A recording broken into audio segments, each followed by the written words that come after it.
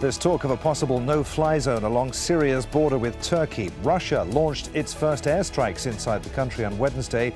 Could a no-fly zone help civilians? And what does it mean for a worsening conflict? This is Inside Story.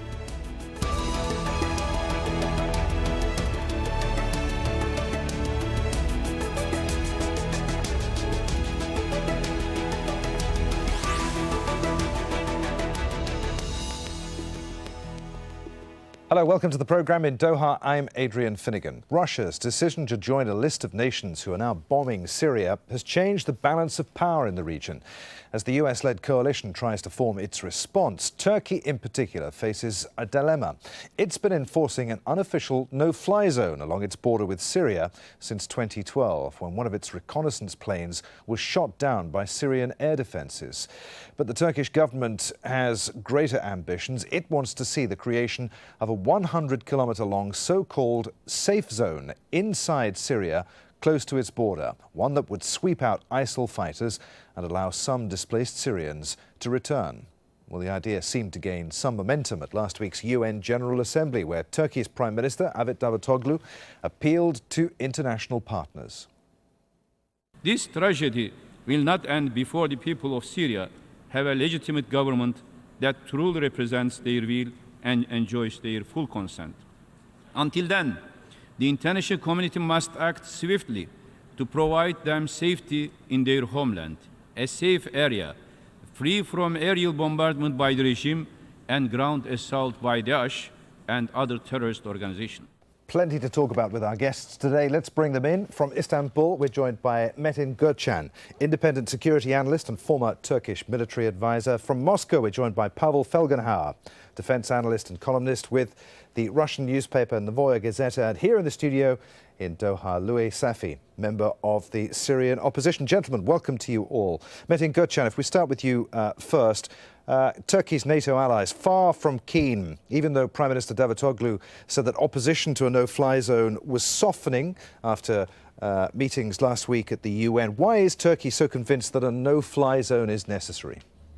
Sir, first I think we have to, I have to start with this fact on the ground. The strategic significance of Syrian airspace dominating the southeastern Mediterranean and the neighbor of Turkish airspace in the north, neighbor of Iraqi airspace in the west, and also neighbor of Israeli and Arabian Peninsula airspace in the south. So in military strategic terms, if we want to understand what's going on in Syria right now, I think to better understand what's Turkey's intentions, I think we should separate the fight on the ground, which is still Syrian when we look at the actors involved in, and the fight for the Syria's airspace, which has been internationalized since August 2014 with the start of the US-led anti-ISIS coalition airstrikes, first in the west of Iraq and then in the east of Syria. So right now, Syria airspace has been fractured since then. I mean, the US-led anti-ISIS coalitions dominating northeast and east side of Syria, and Syrian Air Force dominating the west and south of Syria. And as of July, we know that Syrian Air Force had diminished capabilities, and according to the intelligence, recent intelligence reports, Syrian Air Force has a sort of, operational capacity problems, and only 50% of Syrian Air Force has been operational. So in July, Turkey's decision to open its air bases to the US-led anti-ISIS coalition, such as the one in Incirlik first, and then the others like Diyarbakir, I think led Russia to move not to let the Syrian Air Force to lose the dominance in the airspace dominance in the north. All right, and the west of Syria. Metin, is it too late to create a no-fly zone now for Turkey and its allies, given that Russia is operating inside Syria? Has the opportunity been missed because Russia is effectively already operating a de facto no-fly zone?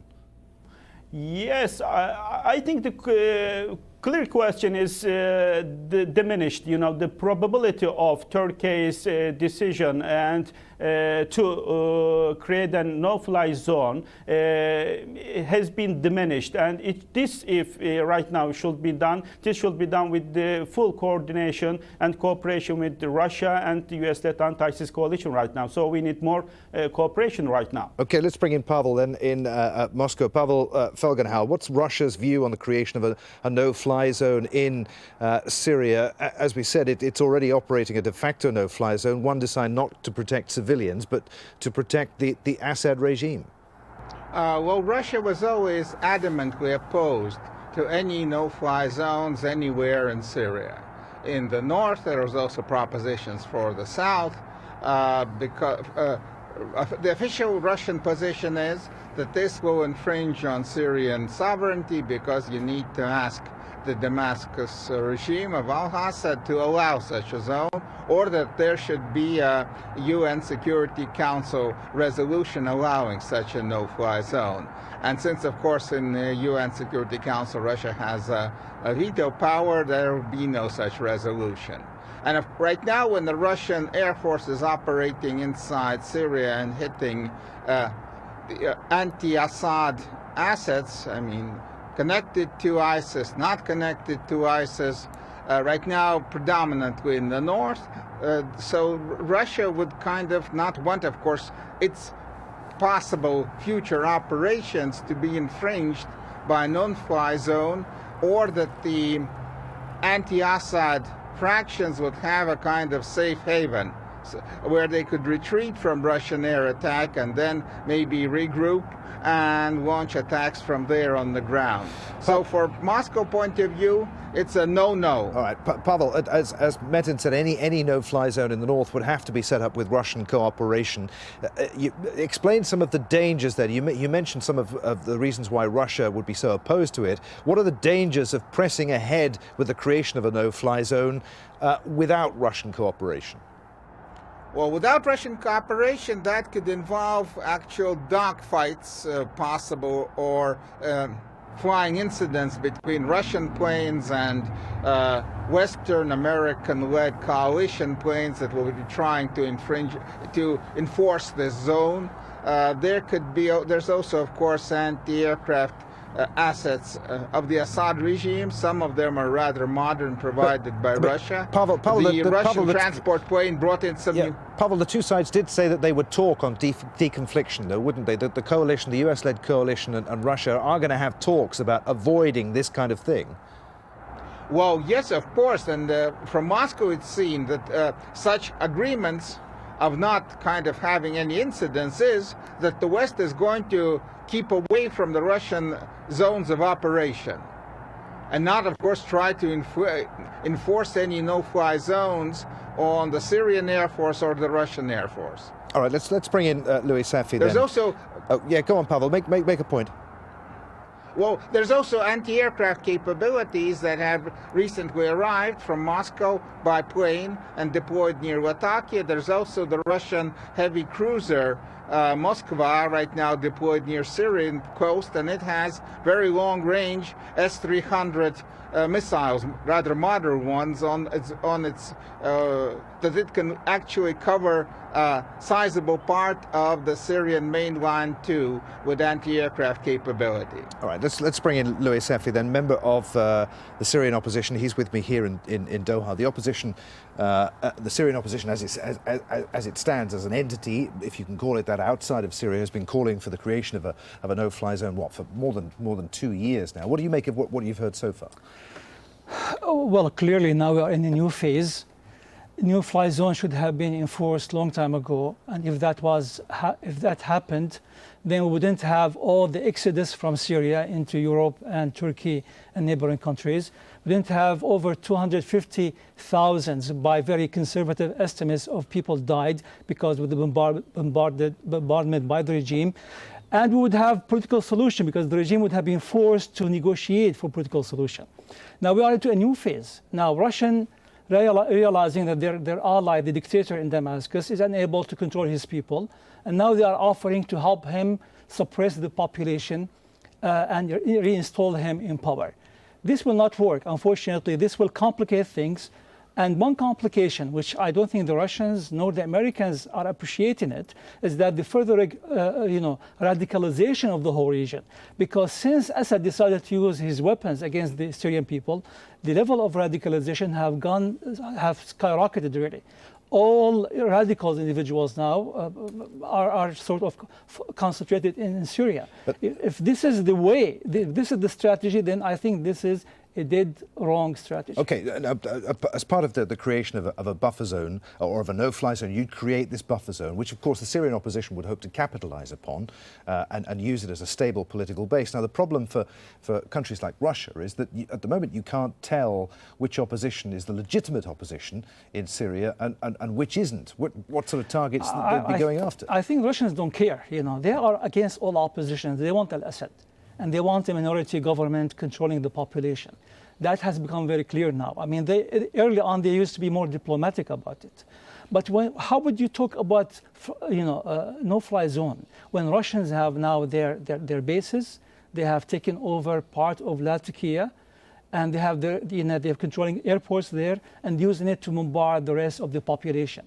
I think you need a more radical solution today now in Syria, and the world community has to wake up and say, enough is enough. The killing and the butchering of Syrians cannot go unanswered, and the Russians and their allies have to stop supporting the dictator, because there's no chance the dictator will be able to rule this country. All right, we'll go back to Metin in Istanbul in just a moment, but I want to get some reaction from Pavel to what we just heard there.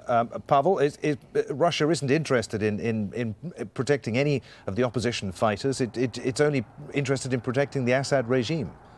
Well, basically, yes, Russia wants to work with the opposition, but with that part of the opposition that's ready to compromise with al-Assad and the ruling Alawite kind of class or caste.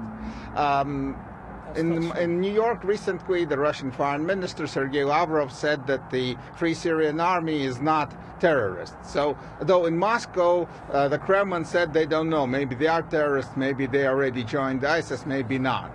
But that part of the opposition that is ready to compromise, that's ready for a ceasefire and a compromise with the Assad regime, is acceptable to Russia. That part of the opposition that wants him out and wants to continue the armed struggle is not acceptable. That's more or less clear from what the Russian officials say. Louis, well, I will have to disagree with your guest from Moscow, because clearly the opposition wanted to have a peaceful solution and tried in Geneva, tried even with the Russians. But what the Russians want is an opposition that will accept al-Assad as the ruler of Syria. And that opposition they will not find. And therefore, they have chosen now to go toward a military solution. And I think this will be discovered later on. This was a big mistake of the Russians and of the Americans, the White House, who did not move early on to prevent the escalation of fighting in Syria and then allowing the Russians to go. The White House did not even condemn the intrusion and interference of Russian using their military inside Syria. All right, let's get back to Metin in Istanbul. Just to muddy the water further, Metin, not only have you got the Syrian opposition operating on the ground in Syria, you've got the coalition led by the US and its bombing raids, you've now got Russia, Assad's forces. There's also the PKK. To what extent does Turkey have an ulterior motive in its desire to set up this no-fly zone and buffer zone? Is it to rid that area of northern Syria of fighters aligned to the PKK? Yeah, that's right. This is Turkey's, strategic dilemma right now. Turkey has its own fight against PKK in Turkey and also in northern part of Iraq. And Turkish Air Force right now has been widely used in this fight. And there is a sort of capacity stretching right now, Turkish Air Force. And in this sense, Turkey, the definition of PYD in northern Syria right now for Turkey, is it a sort of a terrorist organization directly attached to PKK, or is it a part of Syria, an actor that should be engaged with? So these are the questions right now the decision makers in Ankara have been trying to figure out. But right now I can say that in Ankara there is an existing disinclination not to engage with PYD as a viable actor, in the north of Syria. Okay, perhaps we should define, Metin, what we actually mean by no-fly zone. It's not a zone in the sense that no aircraft can operate at all, only that Syrian government aircraft won't be able to operate in it. Turkish and coalition aircraft would be, wouldn't they? That's right. That's true. But I also want to emphasize the social costs of this civil war in Syria. Right now, the picture, the social cost has been getting higher and higher with every passing day and every passing month. And also, let me emphasize this fact. The type and nature of airstrikes against ISIS targets is extremely important. If you look at right now the Russian recent bombings, the usage of dump, munitions and not careful of selecting targets will, I think, cause drastic consequences in terms of social costs, I think. And the most important point I think we should be careful about is the forced migration after these airstrikes. The civilians on the ground, they should be protected by all, how can I say, air strikes. This should be the core pillar of the fight against ISIS. And Metin, if a no-fly zone proves to be unfeasible at this stage, would arming opposition fighters with perhaps anti-aircraft munitions be any more palatable to the US and Turkey's NATO allies than it is to Russia? Turkey, for instance, wouldn't want to see the Kurdish YPG armed with such munitions, would they? Sir, we first understand that why we should care about air dominance. Close air support is highly needed for ground forces to fight effectively against ISIS in this kind of warfare. If you want to fight effectively against ISIS, I think we need a sort of three-layered design. First, we need an effective ground force on the ground, and then we need a low-altitude air units in close support for that, and then we need high-altitude air units isolating the area of operation. So I think if all actors, if they are sincere, they should, if they are sincere in their fights against ISIS. I'm trying to talk about, go beyond the rhetorical side of the story, and I want to see the sincerity of all those actors. They should come together and they should discuss this issue, and they should come with a sort of grand strategy, both covering the ground part of the story and also the air part of the story to fight against ISIS. This is not only Turkey is responsible, but as I said before, Turkey should also need to engage with all actors, including PYD, if Turkey is sincere about fighting against ISIS in Syria. Okay, if Pavel, some grand strategy, as Metin discussed there, can't be reached, and the coalition and Turkey pressed ahead with the creation of this no-fly zone regardless, that would be an act of war, wouldn't it? It would presumably mandate the destruction of existing Syrian air defences and aircraft, and Russia wouldn't stand idly by while that happens, would it? That could create a very serious problem. Of course, the Russian Air Force task force there right now in Syria, based near Latakia, is not actually designed to really take on the coalition, take on the Americans or their allies. It has limited air-to-air capability, only apparently 4 designated fighters and 6 multi-purpose bombers that also can be used, the Sukhoi 34s, that can be used for aerial air-to-air combat. But mostly this is a designated ground attack force to help the Assad forces to push forward into Idlib province and also clear out maybe areas around Homs and Hama. And that means that actually, most likely in several days, there's going to be a ground offensive by the Assad forces and its allies with Russian air support. It won't be in the north of Syria, though, not actually beside the Turkish border. And maybe this offensive will be effective, and there'll be refugees for going north to Turkey, and there'll be opposition fighters also retreating towards that zone, and there could be a serious, very problem as this operation develops. There's going to be a problem for the Turkey, for Saudi Arabia, for the Sunni nations of the region, for the West, what to do in such a situation. Impose a no-fly zone against the Russians, that's very risky. That's the possibility of direct clashes between the air forces of two nuclear superpowers. Provide the Syrian opposition with potent anti-aircraft weapons for them to hold back the Syrian government and the Russian Air Force. That's also very dangerous. No one knows where these weapons will land. All right, further on, who's going to be Pavel, using them? That's like the Afghan war. Pavel, that means that basically Russia will be the superior power, the only power flying in Russian skies. Well, that's what Russia would actually want. When we began our air offensive on the 30th, the Russian general in Baghdad told the Americans that we would want them to cease all operations in Syria, in the air of Syria, and withdraw American assets from Syria in the zones where we're going to be active in the air. Okay. So yes, we would want the other powers out. Let's bring in Louay Safi once again, a member of the Syrian opposition here. What do you make of what you've just heard? Well, I'm quite appalled just to realize that there's no concern at all for the Syrian population. It looks like it's all about this war game. We are going to destroy because we can. We have the power, we are going to destroy. But what are the consequences for Syria, for the region? What are the consequences for these millions of Syrians that are living in hardship? And I can tell you something, really. This involvement of Russia is probably going to escalate the collapse of the Syrian regime. And then what are we going to do with the situation in Syria? So I think there is no strategic planning.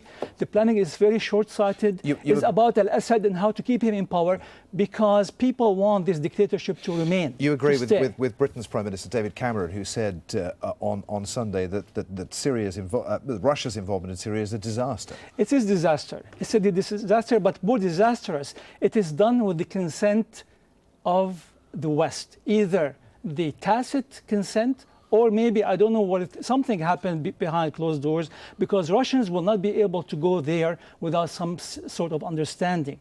And maybe Bibi Netanyahu, his visit to Moscow, was part of this understanding. But whatever it is, of course, we can only speculate at this point. Whatever it is, I think the strategy is very deadly, is very short-sighted, and it will backfire. It will bring the opposite. Remember, this regime in Iran was created because the American insisted to back up the Shah of Iran and to destroy a popular government, and then just 1 decade later look at the situation. And so what you see in Iran will be next phase of the whole Middle East. Yeah. You'll have a very radical groups taking power in the Middle East. All right, let's get a final view then, very quickly, from both Metin and Pavel. You've got about 30 seconds, Metin, to respond to what you've heard there from Louay and Pavel. Sir, I mean, the point that I want to emphasize is that Russia can have a capacity to, continue these airstrikes and can have a capacity to continue its battle against ISIS. But the clear issue, I think, the most important side of the story is how Russia is going to translate all these achievements on the ground, the military achievements on the ground, into a sort of sustainable political transformation process. So as a viable actor on the ground, Russia has this responsibility, Pavel, and we will see. Let's put that to Pavel. Is Russia at all interested in a stable transitional political process after its military operations are complete? There's right now, of course, a very serious dilemma there in Moscow, because we didn't really plan for such a negative response from the world community and from the Sunni nations in the Middle East. Most likely there's going to be some recalculation, because just really pushing forward right now puts Russia into a very isolated position. And this is not good. And I understand maybe there'll be an attempt to recalculate what we're doing there. There, I'm afraid we're going to have to leave it, gentlemen. Many thanks indeed. In Istanbul, Metin Kerch, in Moscow, Pavel Falcon, and here in the studio, Louay Safi. Thank you for watching. As always, you can leave your comments on anything that you've heard in our discussion at our programme page on our website, aljazeera.com. You could also post your views at facebook.com/AJ Inside Story or tweet us at AJ Inside Story. From me, Adrian Finnegan, and the team here in Doha, thanks for watching. We'll see you again. Bye for now.